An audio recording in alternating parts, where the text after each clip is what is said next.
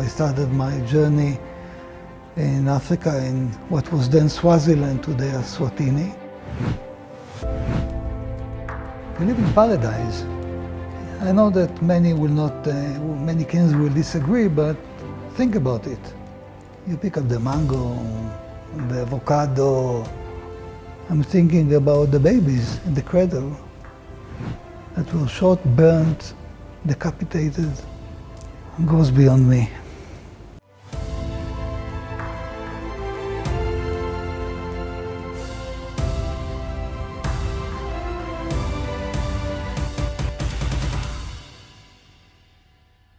Hello and welcome to Traktion. My name is Parseel Telewa, and today we have a special guest who will shed light on a topic of paramount global significance, the Israeli-Palestinian conflict, or rather the way he puts it, the Israeli-Hamas conflict. Join us in discovering the multifaceted life and experiences of Ambassador Michael Lotem, and I hope you enjoy his story. Mr. Michael, shalom. Shalom, karibu. How are you? I had better days. These are very sad days in Israel, very sad days to Israelis, very, very sad days to good people, people who want to do good, who want to believe, optimists. These are very bad days for us. How are you putting yourself together? I guess what I do is I deviate, or I run away from the bad news, from the bad pictures, by just being involved in work, in interviews, in messages, in meetings with politicians. I think that's the way to run out of the bad things. But then comes the evening. At the evening, you watch the video clips which the Hamas shared with us. You read the news, you read the stories, and then it's difficult to go back, to go to bed. Now that we started about that, it's undoubtedly a big issue across the globe right now, what's happening in Israel. And I would like you to just, paint us a historical overview to somebody that doesn't know, the orchestration of all these, crises. Please paint us a picture. The state of Israel just came back from all over the world, creating our independent state after 2,000 years. UN partition resolution which decided on a Palestinian state, an Israeli state. Arab countries did not accept the existence of an Israeli state. One war started, the second, the third, the fourth, the fifth, and so on in the last 75 years. In 1993, after many years of terrorist attacks by the PLO, Palestinian Liberation Organization, Israel decided, then Prime Minister Rabin decided to acknowledge and start talking with the Palestinian Liberation Organization, with the PLO, which is well known in Africa. And following that, the Oslo Accord were signed, basically giving the Palestinians most of the control on their population in the West Bank and Gaza Strip. Yes. Altogether, about 3.5 million people. West Bank, Judea and Samaria, Gaza is a geographically separated region on the border with Sinai, with Egypt. Mm-hmm. In 2000, the Israeli Prime Minister Barak offered the Palestinian, while we were negotiating a final or permanent solution, Barak offered them the best, the fantasy of every leader. You get 95% of what you want. We come from the Middle East. I don't know about Kenya, but when I go to the market in Israel and I see a nice carpet and he gives me a price, I start bargaining. 50% if I get, good. If I get a 70% discount, I'm a genius. If he tells me 95, I take it and I run away. I give him the money and I ran away, with the carpet, of course. Arafat did not. So we had talks in Camp David and in Taba, in Sinai, but the only result was the Intifada, the uprising. And then in 2005, Ariel Sharon, the right-wing ex-general, decided, I don't want this headache. let's leave Gaza unilaterally. So Israelis left Gaza. That's important for the current context. Yeah. We are not in Gaza.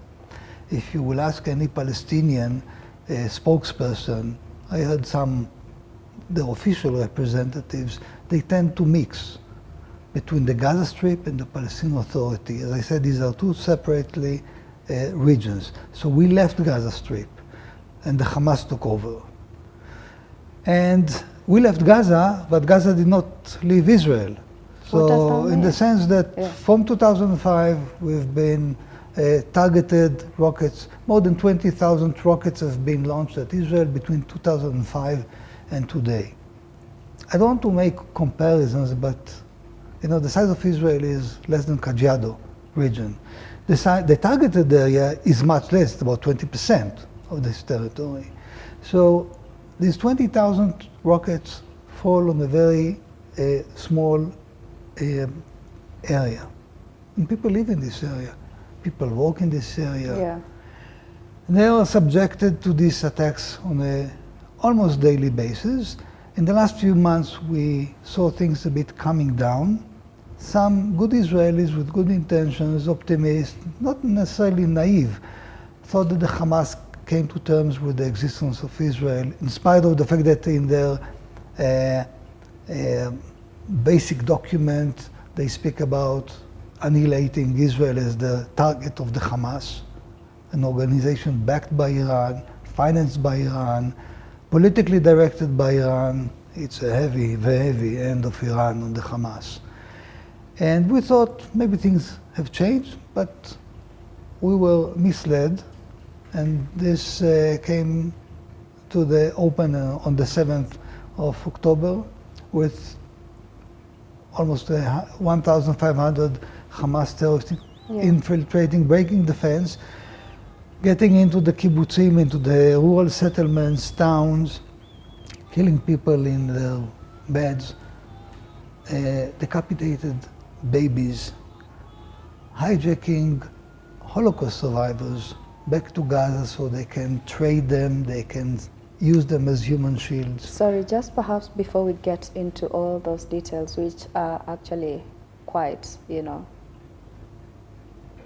sensitive, I'd like that I understand perhaps what is it that has, re-escalated the fight? Because what is it that we are fighting for if there was a 95% sort of, cake given to them? Most people think from this part of the body. Some people think from this part of the body. So you can't talk to this part when he's thinking from this part. There's no logic. And our mistake and our miscalculation, misperception is that we try to attribute logic where logic is not found. Can you think about a situation that you speak logic to ISIS? No.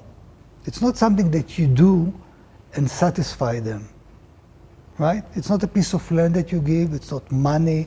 We had Israeli leaders that thought, okay, it's all about economic prosperity. But these common industrial areas were the first to be attacked. So don't go there. I think all those who go there to this corner, it's a corner of trying to understand logically an illogical situation, will come up with nothing. This is what happened to us. We thought, okay, if maybe Hamas wants the A, B, and C, and I will not repeat the details, but it's not about this. The Palestinian Authority, we know what they want. What is it that they want? The Palestinian Authority wants a state. We know it. We can negotiate with them about it, right? With an organization that clearly states, I want to kill you, and I'm doing it, what on earth can you discuss with him? The terms of killing? There's nothing that you can discuss. I know that it's difficult for believers to believe, to accept that there are bad people. you can't, and some things, like you say, you know, they're not logical. However, you look at, you know, recurring events, and you ask yourself, why can't we put a stop to this? You know, when is it gonna come to a stop? You know, people these days in Israel recall the Holocaust. The magnitude, of course, was different. But you know what? And some of the pictures, you know, when you see a 4-year-old boy being carried hopeless and then shot, reminds us Jews, and should remind everybody in the world the same thing. But the thing in the Holocaust was that the German Nazis were not looking for an excuse. There was nothing that a Jew could have done. It was not about him changing his faith, dressing differently, leaving Germany or leaving the Netherlands or wherever. It was about his very existence. And this is the issue. So with the Palestinian Authority, we can argue, we fought about political issues.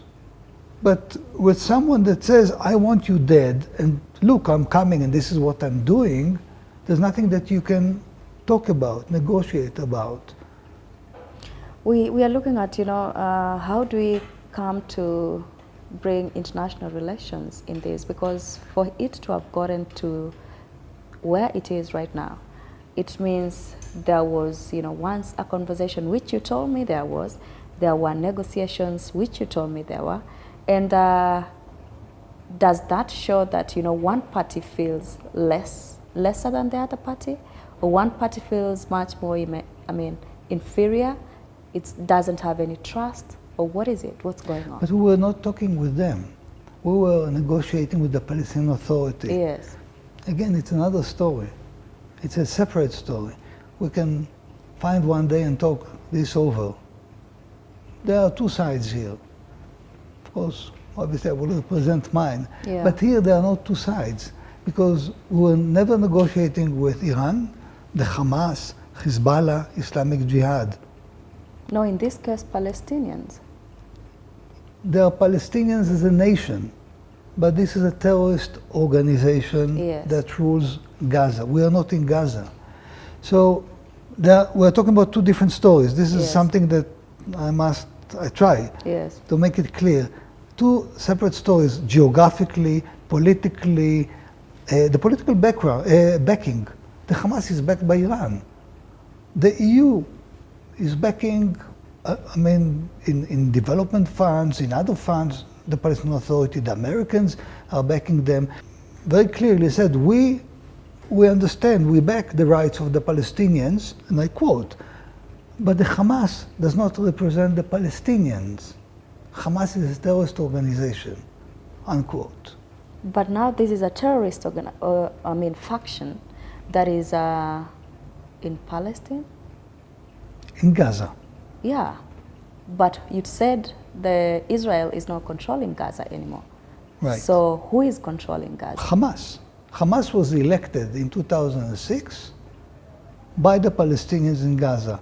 About 2 million people in Gaza elected Hamas. Pushed out the Palestinian Authority, the more moderate, pushed them out.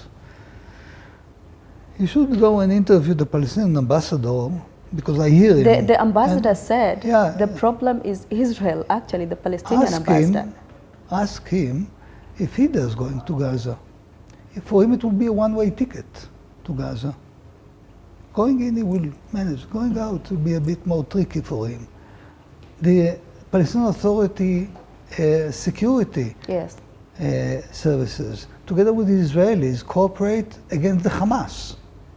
So we have a common foe, because the Hamas tries to get the Palestinian Authority out of the West Bank as well.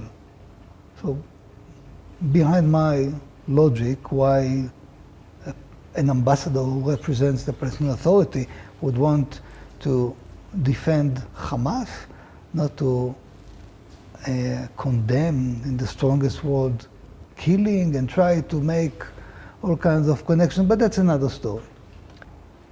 I just look at what's happening, and it's caught lots of countries concerned, because you share so much with them, and not just Kenya, to be specific.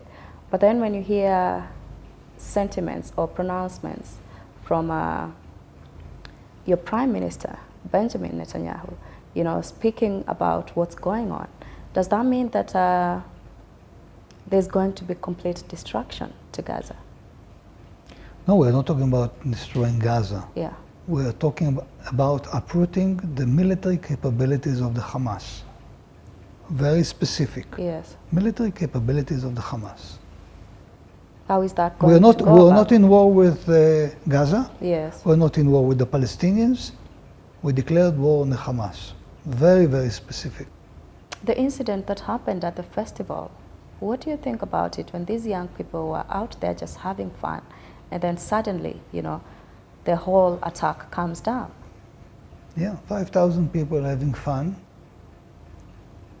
going and never coming back. I'm thinking about the babies in the cradle that were shot, burnt, decapitated. It goes beyond me. It's actually beyond human description. And talking about human beings and power, you are in charge of 5 countries as a diplomat. How do you even juggle, Mr. Michael? I try, but it's a tricky one. Yes. Yeah, it's very difficult. As I tell my colleagues, in different, commenting on different topics, Yes. I like to run. And I like to run with those who like to run with me. Although in brackets I tell you that I like to run myself, Yes. by myself. But Yeah. I like to run with those who run with me. And you're good runners in Kenya. So Very I like to run good. with you. Very good. Yeah, you're too fast, but it's another issue. Is that why here is home? Yeah. So, if in other places I see more reluctance, I don't chase anybody. People know what we have to offer, what we want to share, in any field. And those who are interested are welcome, as easy as it is. What is so special about Kenya for you guys? You're good people. And you have a leadership that wants to take you fast forward. We've been there. We were with the mosquitoes, with the malaria, with the sand, with the scarcity of water, with no agriculture. We were there. The personality, the man who had the vision of Zionism, Theodor Herzl, beginning of the 20th century in Europe, he wrote it in a book that encouraged people to establish our own state. He was, by the way, against the program that was envisaged at the time. They call it the Uganda program, but it was not Uganda, it was the Wasengishu program, basically, because it was then under Uganda. And he said, after we Jews establish the state of Israel, the first thing we have to do is to share our knowledge with Africa. So we are here from the 60s, trying to share our knowledge, our limited experience, not because we can give we're not a big donor of money, or a big donor of heart, a big donor of knowledge. And skills. And that's much better than money, believe me. Money comes and goes. Knowledge stays, and the heart stays. Yeah, and it's been 30 years since you started your diplomatic career. Am I right? Yes. Yeah. How is it going so far, and what got you into diplomacy? Well, I never thought it will be diplomacy when I graduated my studies. Yes. But, not all plans are followed exactly. Reality doesn't follow plans. And I enjoy the versatility of this reality. It's not a job. It's a lifestyle. It's a It's life. lifestyle. So you deal with everything. You meet different cultures. You know, I started my journey in Africa in what was then Swaziland, today Eswatini. And that's my 7th posting. So you meet people, you meet cultures, you learn how to speak with people, you make friends.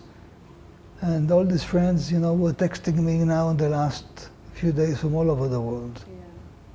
I understand you are a father of 3? Yeah. Yeah.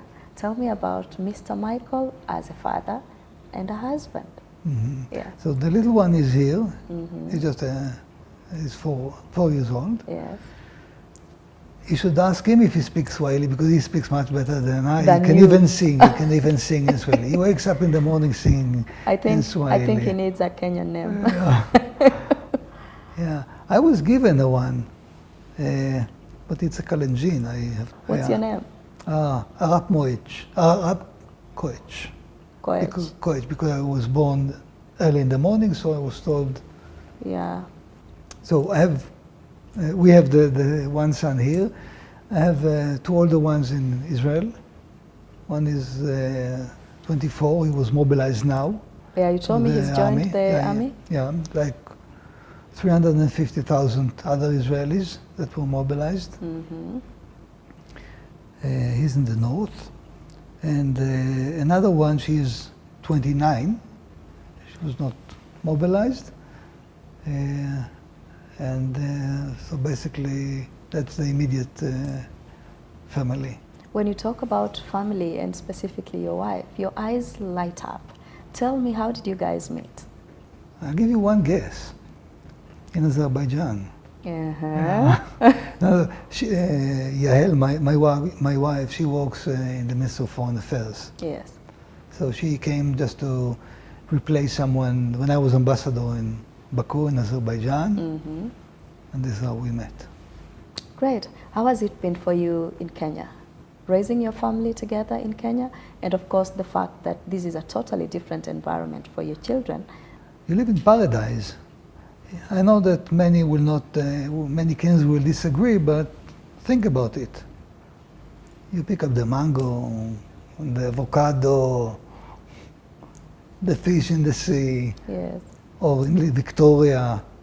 You should do it more often. That's something else. So, yeah, very, very good experience here. Peaceful.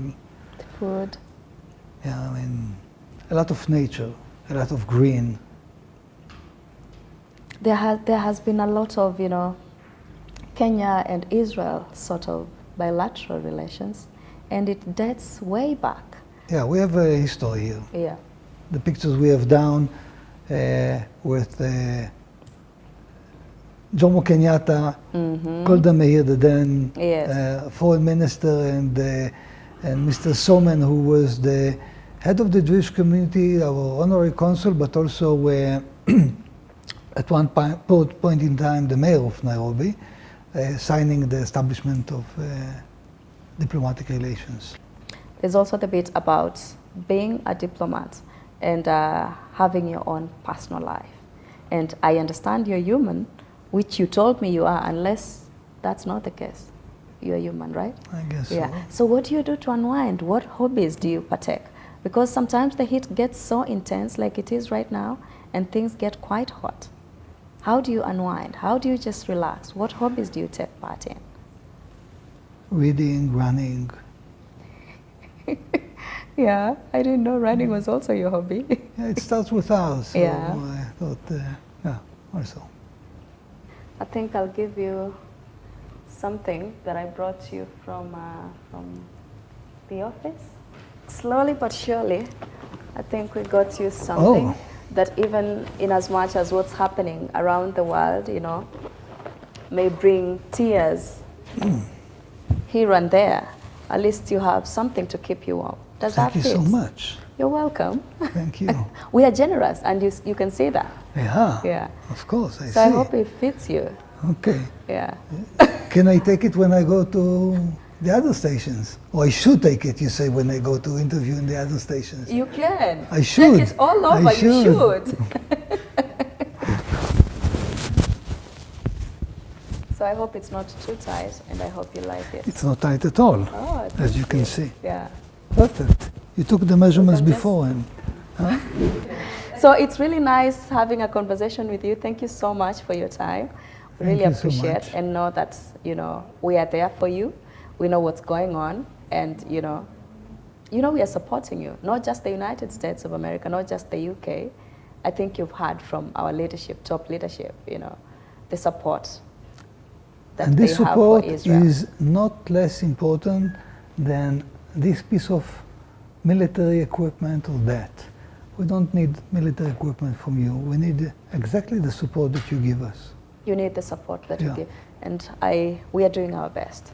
Thank you so much for letting Thanks. us into your space. We Thank really you. appreciate it. Thank you so much for watching the show today. Make sure you join us again next Saturday at 8:30 p.m. Kenyan time. And if you have a story you'd like to share with us, don't hesitate. Give us a write through Globe Traktion at standardmedia.co.ke or DM us on our social media platforms at Globe Traktion or at KTN News KE. You can also follow me across my social media platforms at Parseel Telewa on Facebook, YouTube, Instagram, and TikTok for more behind the scenes and updates. But until then, I hope to catch up with you again, same time, same place. Bye-bye for now.